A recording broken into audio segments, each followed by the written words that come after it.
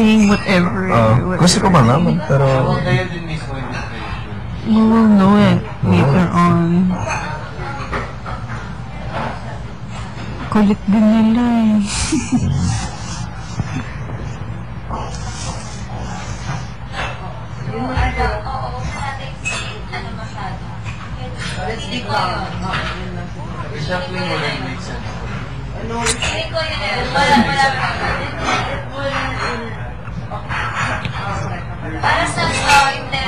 Kuya's making us go crazy. Yes. He knows how to play his cards. Yeah.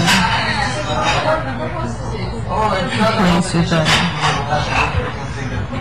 brain.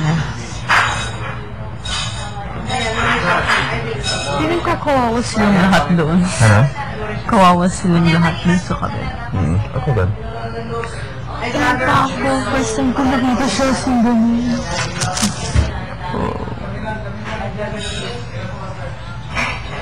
You could tell there's a bad vibe. Yeah.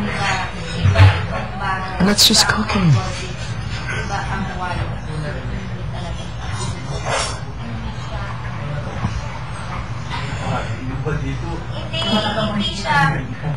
No, but sa looban naman yung tayo. First week. Ano? Okay naman, di ba? Hindi rin. Hindi ka napansin. Hindi mo napansin. I don't know. I wasn't in the kitchen area kasi.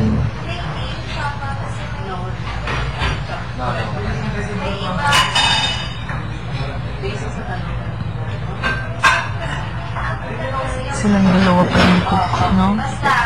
Dapat separate.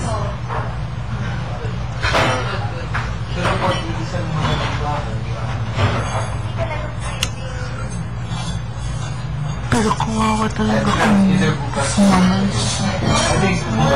Didn't you see? Hindi ko, kasi as I understood. Kasi kakain pa siya, nagaganon pa si Kevin. I'm like...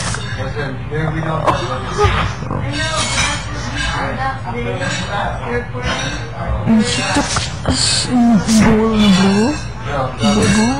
Just like... almost falling. Wow.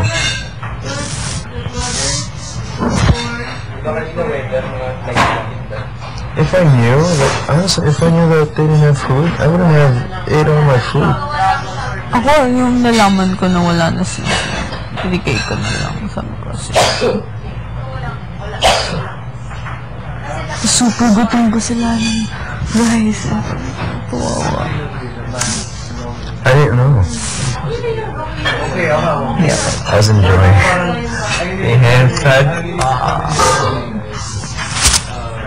Tapos yung pala, no, galing sa basura yung hands ni Jessica. Ano? I need to wash your hand. You okay?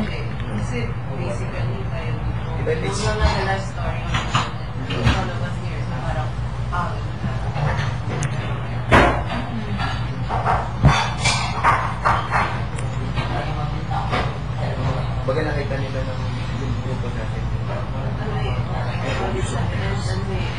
Yun nga, written Makto. Written by the hand of God.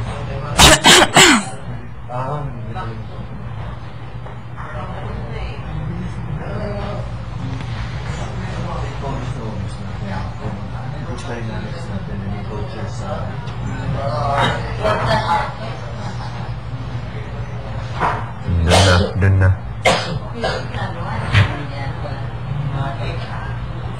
You think after they cook, they leave? Yeah. Because their only job is to cook. Maybe that's why she's making. Huh? Never mind. Like you said, why would they stay? Why would they stay? I don't know. To watch us eat. Oh, would they actually? Diba?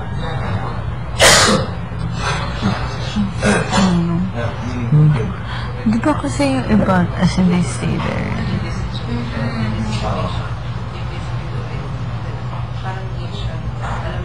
And they still serve a bit.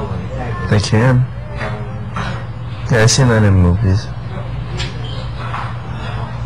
Pero not the chefs. The No, maids. they're like, I don't know, where they organize the food or something. Kain na!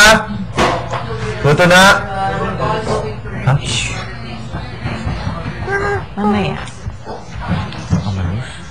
Ayun pa. Oo. Okay. Kain tayo. Ah, nakakahilo. Nakaupo. Ang tagal.